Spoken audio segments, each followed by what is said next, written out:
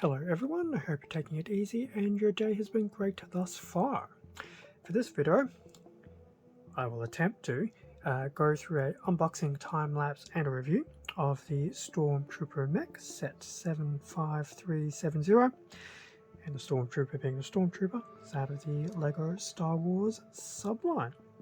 So I've had this and two other Star Wars mechs come into my possession, and I actually did want to try and do a combined video of the unboxing, time lapse and review just to see how it all goes. So with a bit of luck, everything will come together quite nicely. Anyway, front of the box for the Stormtrooper mech. Now the other two mechs I believe were 6.8 and 6.9, so I'm actually doing this in reverse order, but oh well. Shot of the mech from the front with a standard Stormtrooper. Actually doesn't look half bad, even though there's going to be a lot of generic parts in there, but that's okay. So front of the box. Back of the box we have the Stormtrooper just on his own, so that's the minifig. The mech in a standby pose, but it will have its own very upscaled blaster as well, which will have the firing gimmick. And the other two mechs, 6.8 and 6.9, 6.8 being Darth Vader and 6.9 being Boba Fett. And I will confirm right now, Boba Fett actually has a bit of a sizable box, at least in comparison to Vader and the Trooper. So that's pretty much the box. Definitely, I feel like they've streamlined them a little bit, which is cool. They don't need to be too big and boxy. So time to open up the box, have a quick look at the included bags and everything, and then I'm going to go into a real-time build. Everyone else gets to go into a time lapse when we get there. And with everything out of the box, 3 bags and a manual. Surprisingly, no stickers. So this particular piece will be pre-printed. So the manual is pretty much what you expect from a LEGO manual. So bag 1 will build the minifig and the main torso. Bag 2 will do both legs. Bag 3 will do the arms and the weapon. So pretty much putting everything together. Definitely nothing too overly complicated and difficult. So 17 steps for bag number 1. Step 18 commences bag 2. So we know that this will do the legs. So that's leg 1.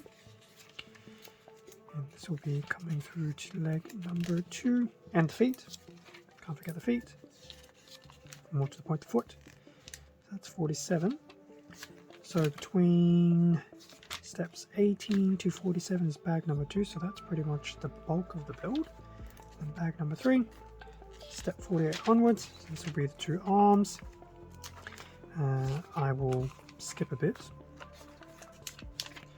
So that's into step 70. 71 will start building the mech blaster. So that's step 78. 79 is to put the little studs into the blaster. Obviously the warning about faces and things like that. So just shy of 80 steps to basically put the Stormtrooper mech together. Some of the other Star Wars sets that released at the time, so here are the 3 mechs. I'm waiting for this spider quote-unquote mech to be released, so that was from The Mandalorian. The other Star Wars sets I will give a miss. Parts list. In terms of the bags, so there is bag number 1. Looking at everything in it, it actually doesn't seem like a lot. Bag number 2. Once again, it doesn't seem like there's a lot of parts in there, but this is still an 80-step set to put together. And then lastly, bag number 3. I don't know, it just feels really streamlined compared to the last time I saw an actual mech. Obviously, everything's pretty much in your standard Stormtrooper colors.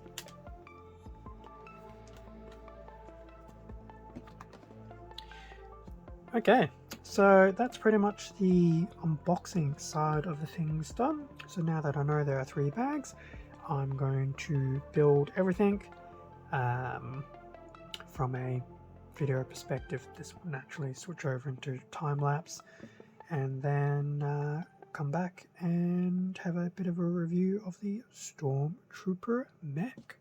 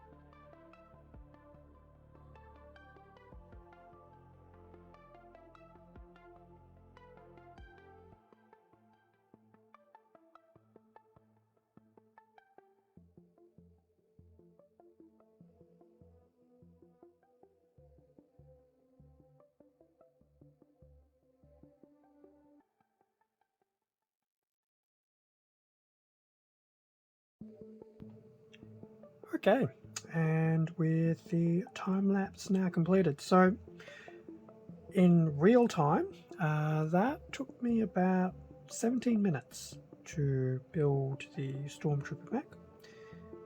Obviously, it could have been a bit quicker, it could have been a bit slower.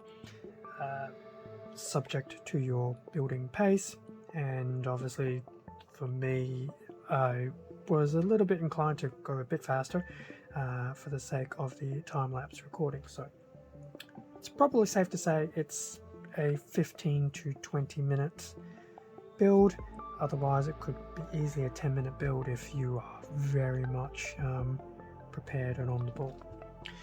So that was the manual, which we will probably not need for the duration of this part of the video. Before looking at the Stormtrooper Mech, so we will have some of these single red studs, pretty much spare pieces for the Stormtrooper blaster. So it's always nice that we get a few of those, and we do get a few of these little odds and ends as well. So typically single stud pieces, connector piece, spare piece for the blaster, things like that. So it's definitely not a bad pile of spare pieces. Okay, so with that out of the way, here is the Stormtrooper Mech. So Stormtrooper Mech from the front, the side, the back, the other side, especially given that this is the blaster side, and a bit of a quick little close-up on the torso and the Stormtrooper head minifig. Overall, it's actually not too bad looking. I'm actually quite liking the fact that with the arms and the legs they added a bit of bulk to it. So the Stormtrooper Mech actually does look really, really cool in that regard. Now in terms of colours, now that everything is together, so Stormtroopers being Stormtroopers, predominantly white, we do have a lot of this secondary black and grey coming through as well. So overall colour wise, very cohesive, and as we found out from the unboxing, this is already a pre-painted emblem on the Lego piece, so no stickers at all. I'm just trying to think what to do. I guess what I'll do is let's take the minifig out quickly, and then we'll go back to the mech. So there is the Stormtrooper minifig from the front and the back. And if I pop the helmet off, the minifig inside. So minifig Stormtrooper, it's pretty much your stock standard minifig. Arms, legs, head and all that will move in their typical way, and the included blaster I've kept on the mech at this point in time. So that is the Stormtrooper minifig. Definitely not too bad looking. Going back to the mech, so from a articulation perspective, so the shoulders and the legs will be ball sockets. So as to expect with ball sockets, you can pretty much do a full 360 around. The arm will go out all the way to the side, and go out to the front, can go out to the back if it needs to. Obviously the good thing about that 360 there. The rest of the arm has no further articulation due to this single piece that pretty much underpins the arm and the leg. The fingers can obviously move, so if you want to get a little bit of a different finger posing, you can. Granted, there's 3 fingers there, you're going to still have a little bit of a weirdness with the actual finger posing. Now, given that the blaster is pretty much on this arm, you'll probably just keep those 3 digits in the same pose to make it look like the mech is holding the blaster. The blaster itself is interesting in that it's just mounted on this little section here, so it can actually spin around, which is cool. Do you need to? Probably not, but it's there if you need to, so you could, try and do some weird mech-based side poses and things like that with the blaster. Otherwise, both arms are the same. The minifig's blaster does have this little connection point here. Now, to be honest, I don't think I would actually like to do it that way. I think I would honestly prefer to do it more like this. Just mind you that it could collide with the arm. In a way, it's a shame that they didn't put it on the back, because the back itself is actually quite plain in that regard. That could have easily been a nice little place to store a weapon. So that's that little part there. Before we get to the legs, so the front of the mech will open and close like so. Now, as for the legs, so once again we'd have that 360 ball socket there. Actually, I'm going to take this off because something bad will probably happen.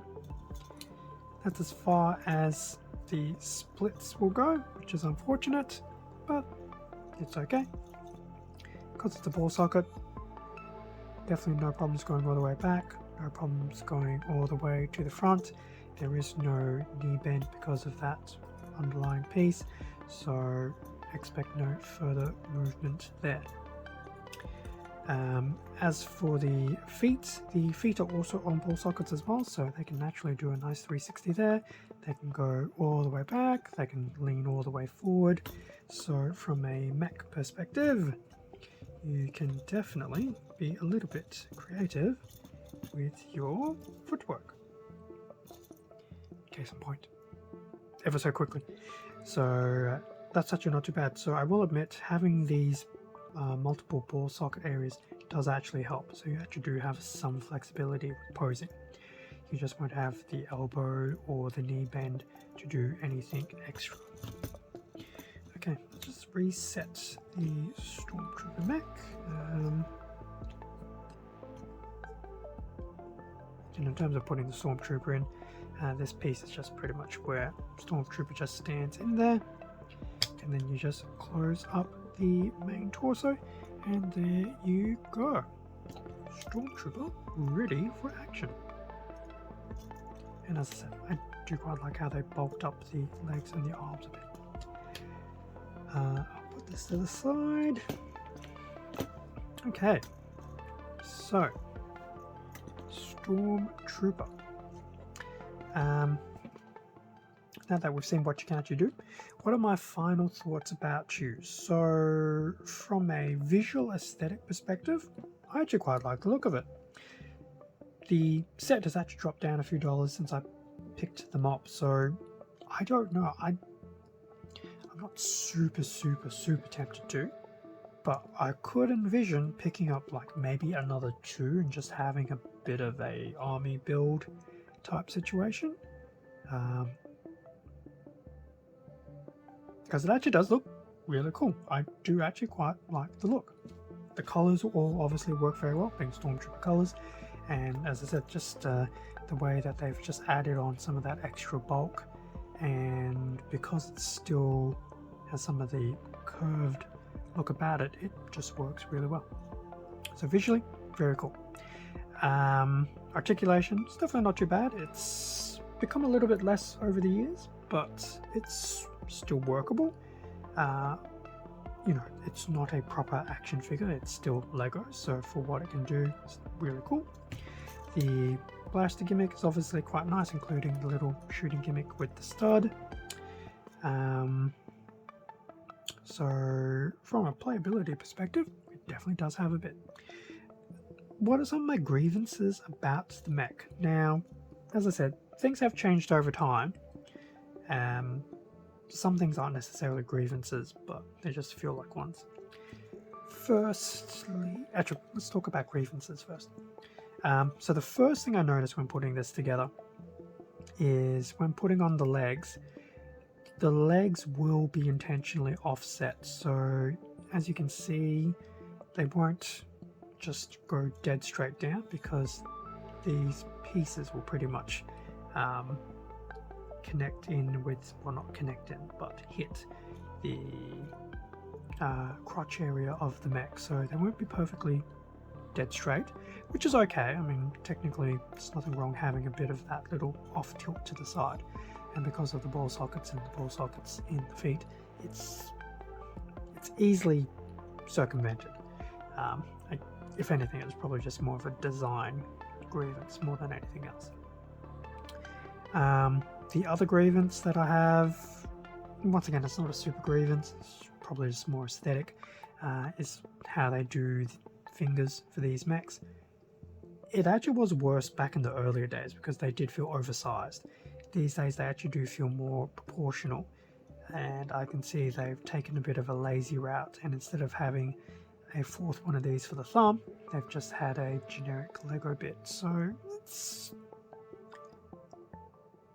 I appreciate the change for the proportions because it does look better, but it still feels a little bit weird. But that's me. I'm just trying to think if there's anything else. It's unfortunate that this is only on the one arm, although technically, if I was to army build, there is nothing stopping me from just inverting this onto the other arm. Although technically, it's no Stormtroopers. They could have been left and right-handed. And I think that's about it in terms of grievances. Everything else is actually pretty good, and for what you get, and the fact that it is a Lego set, it's actually not too bad. The only other thing I am going to call out, because I don't recall it in the previous builds, is this new base plate here, which is actually a new generic piece, which actually isn't too bad when doing the torso. It actually does feel like it's just made the process just a little bit nicer. If I was going to have a grievance about it, it's unfortunate that, at least for the Stormtrooper, nothing has been done in this space. So as I mentioned, it's unfortunate that the little attachment points for the Stormtrooper's blaster is on the sides. I think it would have been just a bit nicer here on the back. I mean, what happens if I just did that, for instance?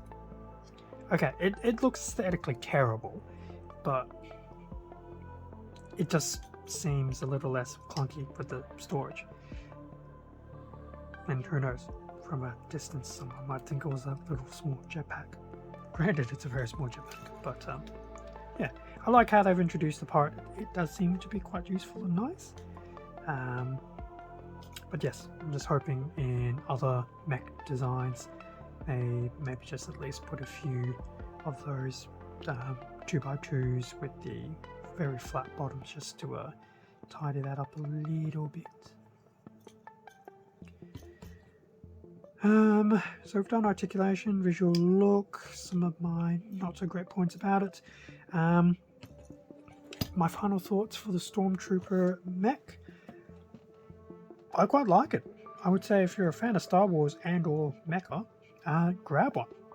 Maybe even grab two. Possibly three. You can probably stop at three. Being a Stormtrooper, I think it does lend into that concept of army building. But other than that,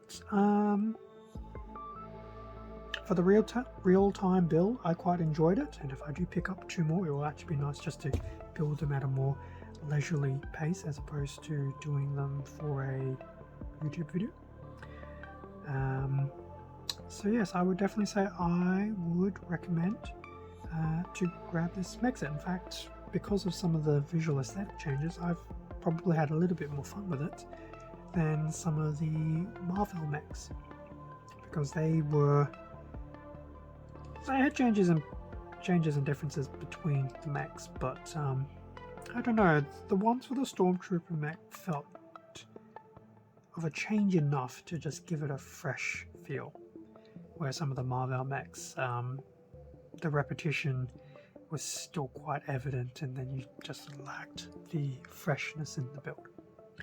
For the Stormtrooper, I thought it was quite cool, and it's quite possible because of some of the changes in engineering, maybe that's added in a little bit of a fresh take on things.